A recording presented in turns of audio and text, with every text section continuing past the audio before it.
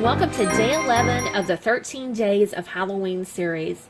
Robyn Pitts, who is Sir Chauncey Rocco Creative Designs, and myself are participating with our host, Rosa Kelly of Rosa Kelly Scrapbooking.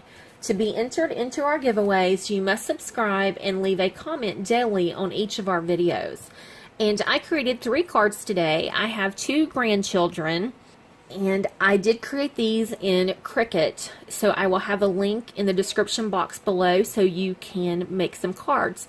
They are free if you are a Cricut Access member. I love that. It is a monthly subscription, so the cards are easel cards, and if you follow me on my channel, you know easel cards are my favorite. It's been a while since I've made some cards, and on this card I did use black glitter, purple glitter, and a yellow shimmer paper, and then a light shimmery paper underneath. I cut out the word boo, added a few spiders to go with the cobwebs in the windows, and you can see how well my Cricut cut out the fine detail on the webs. And I do recommend the premium point blades, and you can usually get a 10-pack on Amazon at a really reasonable rate, usually cheaper than if you're on Cricut.com. So I really do recommend the blades. I can really tell a difference in cutting the fine detail, as in the spider webs and the bats. And I added some vellum ghosts, some vellum spider webs. I just couldn't help myself. I had them cut out and just wanted to use them. And then the next one, I just have 2 different shades of teal. One's a foil cardstock, and the other is the glitter, some bling just to jazz it up a little bit. And I used a gem for the doorknob. I forgot to mention on the other one, I think I used a gem on all 3 for a doorknob. This one has Happy Halloween, and I added some bling down there. This has, you know, the rickety porch on it, and added some spider webs on it as well. And I did distress the yellow with some spiced marmalade distress ink and some tea dye, and I think I did that on all 3 of the cards on the yellow. And then the final one, I couldn't resist, and I had to use some of my Tulle spider web trim just to add some more orange there. I have my orange foil paper, a purple metallic paper that's been in my stash forever. I cut out this little swirly just to kind of put something there. I felt like it was a blank space, so I added that. Added some gemstones and a little bat up there. Put the word eek and put some bats. But I just love the way they came out. I think my grandson will like his. My granddaughter is only, let's see, 2.5. Well, no, she's almost 3 months old. Time's going by so quickly. So this is what I have created for today. I hope you like them, and make sure to leave a comment, and don't forget to check out the other ladies' channels. So thanks for watching, and have a spooktacular day. I thought I would do a short tutorial on how I put one of the houses together, as well as how I turned it into an easel card. So I have all my pieces already cut out. I'm just going to scoop that up there. So we'll assemble it first before I lose any of my pieces. So since the boo is on top, I'm going to go ahead and glue the top part of the letters to the shadow part. Once again, I'm using my art glitter glue. I do like to use tweezers. I'm a messy crafter, but try not to get as much glue on my fingers. And I put a little bit more than normal since this is glitter cardstock that I'm gluing it to. I love this boo, the font and the shadow behind it. Oops.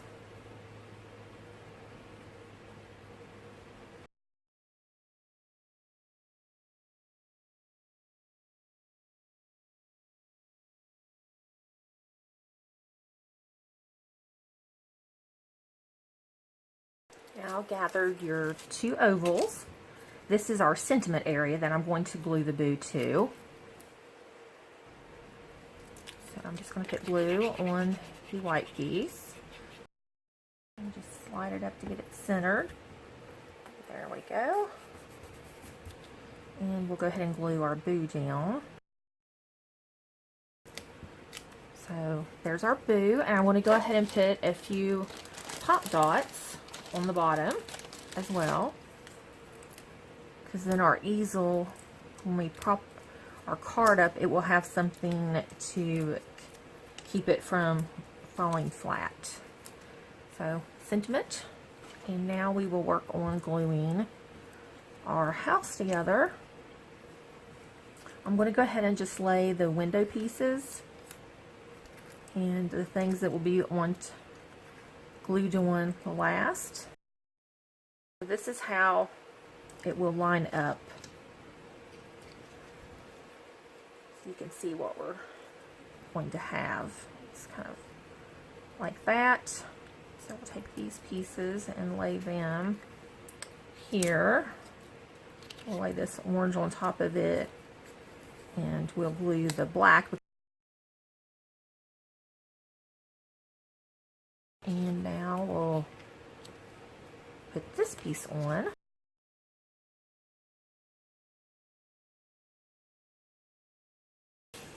Push it down.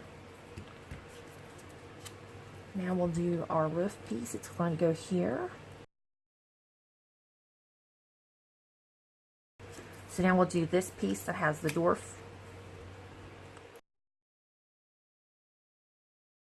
And now I'm going to glue the little fence. Ink the edges of our inside parts of our windows.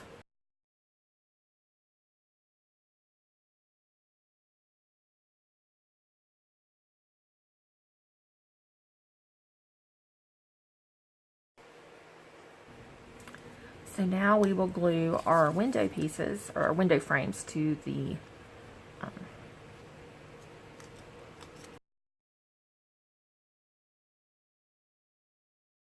our door frame.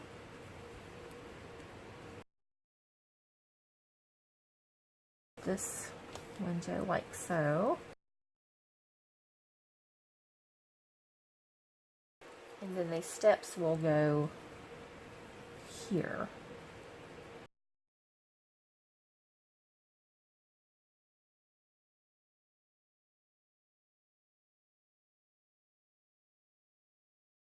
Okay, so now we've got our house put together. And I cut out some bats, and I'm going to put one right there like I did on my other card. I just really like the looks of it. Let me find the one that's the right size for there. I think this is it.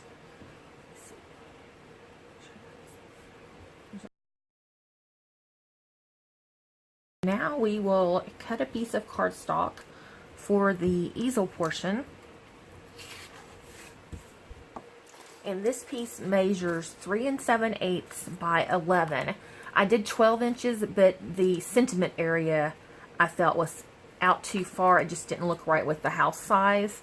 So how I came up with my measurement for my 3 7/8 is I measured the bottom of the house, and it's 3 7/8. So measure the bottom of your house, and that's how wide I made this piece for the easel. And what I did was I scored at 6 and 9 on the 11-inch side. So just score and score. And then it folds over like so. And what we're going to do is glue our house to this portion.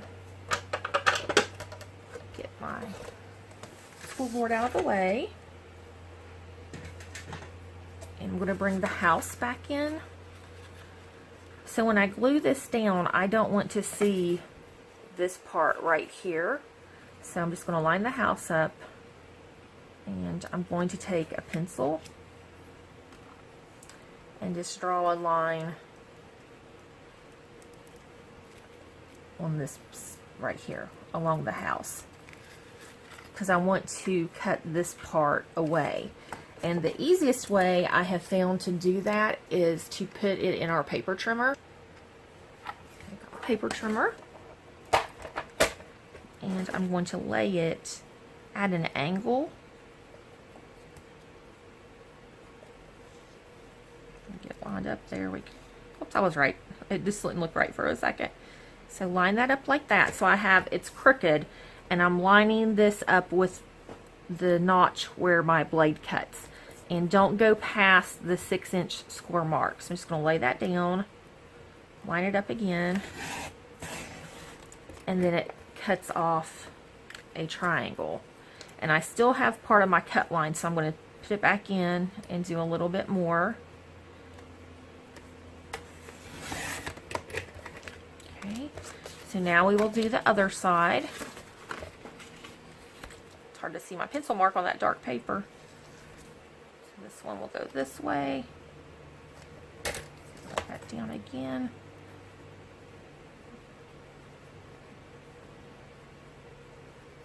Just twisting it to get more of the pencil mark where it's cut. Okay, hold that down. And then that has trimmed those pieces off, but we still have a nice wide base. Let me check with the house to make sure we can't see that piece. And no. So now we can't see, or we just a little bit. Let me put it back in and trim a little bit more off. Just a tiny little bit.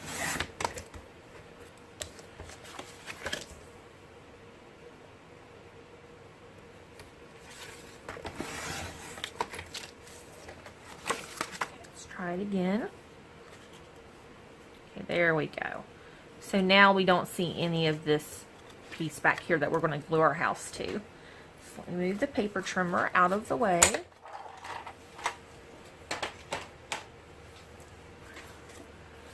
And we are going to put glue all over this piece. Make sure I have it centered to the card. Okay. That looks pretty good. So I'll turn it over, make sure it's lined up straight. One more time. We're still lined up. Just going to go like this. There we go. And now we need, I call it the stopper for our easel card. So that's why I put the score tape. And we'll put this one right about here.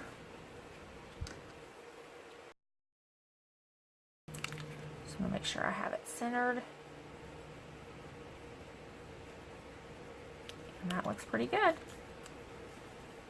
So that's how I did the easel cards.